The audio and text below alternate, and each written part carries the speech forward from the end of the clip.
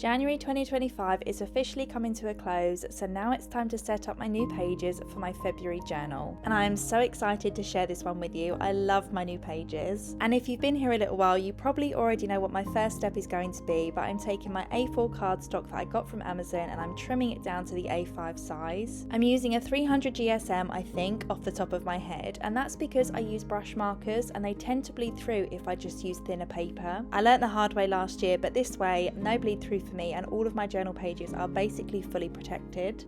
The printer I've got at home prints directly onto an A5 size, which is the same size as my journal. And if your printer hasn't got this feature, no stress, you can always print a journal page onto an A4 sheet and then trim down to the correct size. While my printer does her thing, I'm going to start swatching some new colours, which is one of my favourite parts of the process. Now this step is completely optional, but it really works for me, and I'll tell you for why. Having all the colours available in front of me just helps me pinpoint which ones I think are really going to go together. And I have found that some of the markers that I use definitely dry down slightly differently to what you would expect. And as I fill in each swatch section, I'm just going to put the number of the pen below it so I know which ones I'm working with and which ones I really like. Now let's get swatching.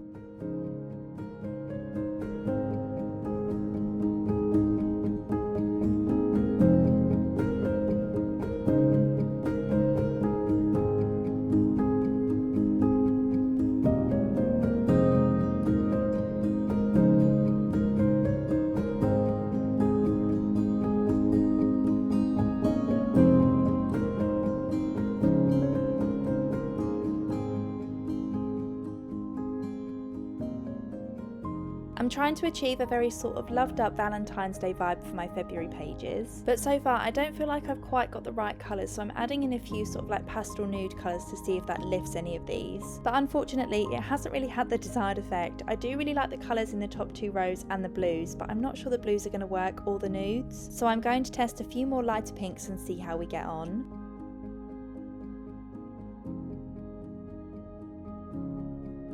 And there we have it, my swatch test is complete. I'm really glad I tried these other pink colours because I think they're really lovely. I'm still really liking the colours I've chosen for the top two rows, although these two dried down very similar, but I really don't think the blues and the nudes are going to work for now. Now all my pages are finally printed. There are quite a few, but not as many as January's because we were setting up for the whole year last time. I've got my seasonal February pages and then also my other monthly trackers that I use most months that you've probably seen already. I am so happy with how the illustrations for this month came together. I love the two stamps and the cupcake and the sweet, and actually I think I love them all, and I'm so excited for you to see how this turned out. Anyway, before we get to the good stuff, I now need to hole punch every single page. I do this before I start filling in only because on one occasion I'd coloured in a really nice title page that I was so happy with and my hole punch jammed and it ruined the page, so I had to redo it. But now that's all done, we are ready to start colouring in, and here is my title page, calendar page, February bingo and mood tracker, and I cannot wait to start filling all of these out.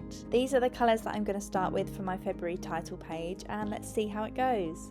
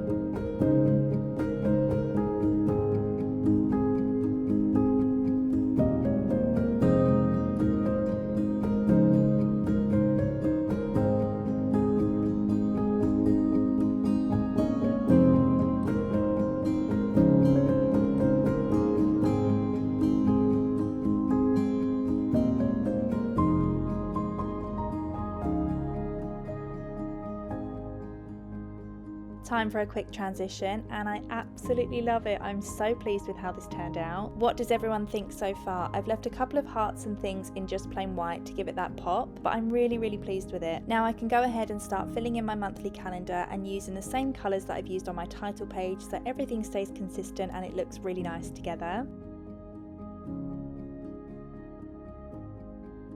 Another transition and my calendar is complete. I've got a few goals for the month, and my February affirmation is, I choose to show up for myself because I am my own priority. I think it's a nice self-love affirmation which is perfect for the month of February. I've coloured in my monthly bingo card so it matches. I think it looks really good. And before I fill out the key for my daily mood tracker, I need to use my marker tracker before I do anything. Otherwise I will definitely forget all the colours that I've used. This is another one of my journal must-haves. All you have to do is colour in each circle and pop the name or the number of the colour next to it, and then you have a record of all the colours that you've used for each of your trackers put in one place. And there you have it. My daily mood tracker is ready to use, as is my February bingo. I've got some nice things on here like send a Valentine, do some baking, that sort of thing. My calendar's ready to go, and so is my title page. And now I just need to make sure I don't lose my marker tracker for this month. And here are all the pages together that I'm going to use for the month of February. Some of them you've definitely seen before. Starting with my brand new title page that I absolutely love, my filled out calendar that's ready to go with my monthly goals and my affirmation. I think I did really well with my January bingo page, so I'm really hoping that I can do the same this month. I've also got my daily mood tracker ready to go, and I think this is going to look so lovely when it's filled out. It's one of the things that I really like at the end of the month when all the colours kind of come together. I've gone ahead and filled out my other monthly trackers, starting with my sleep tracker that I fill out in the morning, along with my reading tracker, my shower tracker and my screen time tracker. I've sort of used a similar colour scheme that I did last month for each of them, which I really like. I've also got my daily gratitude, which I love doing every morning. Sometimes it's easier than other days, but it's so worth doing. My habit tracker, and this month I've chosen cooking from scratch, hoovering through the house, being in bed before 10, making my bed in the morning and wearing SPF, which I'm slightly slacking on. Then I've got my daily water tracker to hopefully encourage me to keep myself hydrated. I've also got my coffee tracker, which I love. I've done the circular one instead of the other one last month. My self-care tracker, which has to be one of my favourites. I just love colouring in the little envelopes. I think they're adorable. I've also got my happiness tracker, which I will admit is another one of my favourites, plus the highlight of the day, which I think is really important to fill out in the evening, especially if you're having a tough day. I mean, every day might not be good, but there is something good in each day. And I've also printed out an audiobook tracker because I'd like to get a subscription this month, but we'll see how it goes. And that's it for now. I really hope you enjoyed this video and setting up my February journal with me. All of my journal pages are available on my Etsy shop. I'll link it in the description below. And if you do have any questions, I do try my best to get back to everybody when I can, so pop them in the comments below, and I'll see you very soon. Bye!